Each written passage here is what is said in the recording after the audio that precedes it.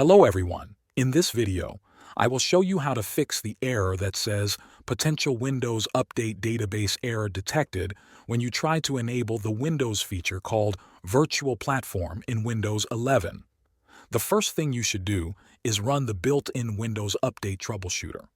To do this, open the Start menu and type Troubleshoot Settings. Select Other Troubleshooters and then find Windows Update. Click Run and wait until Windows tries to detect and fix the problem.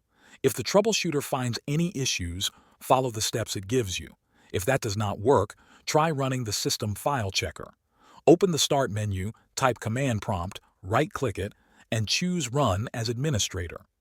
In the black window, type sfc/scano and press Enter. This command will scan your computer for missing or corrupted files and repair them. Let the process finish completely and then restart your computer.